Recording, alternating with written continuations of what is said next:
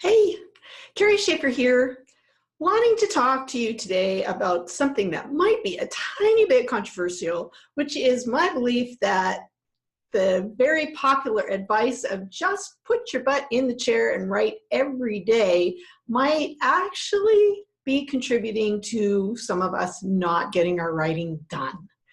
So I don't want to say it's bad advice, but it can be depending on what's going on. So here's the thing. If you are not getting to your writing, and there could be a lot of really valid reasons for that, like maybe you are having a time in your life where it just isn't working for you because you're busy, you don't know what to do, you're thinking about your story. There could be a gazillion different reasons why you're not getting to your writing. But then all of the well-meaning people are telling you, just put your butt in the chair and write.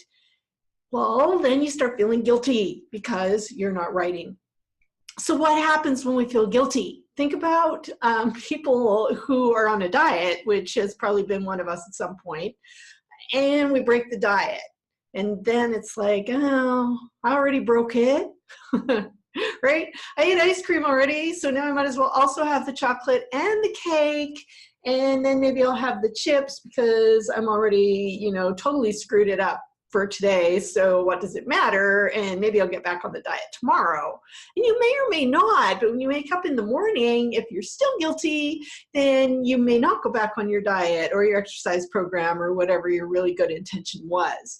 So it's kind of the same thing with the just putting your butt in the chair and write every day. If you haven't done it one day, it's harder to do it the next day because you feel guilty. And then the next day it's even harder. And then by then you just start thinking, I'm just a super slacker. I'm never going to be a writer anyways. Why should I bother? And it just gets harder and harder and harder the more and more guilty you feel to get your butt back in the chair. The other thing that happens, oh my friends, is that those of us who are creative types tend to be a little rebellious. So we don't really like to be told what to do. Right? So you get on Facebook and you see one of those ads, are you writing? And immediately, my response is, you're not the boss of me.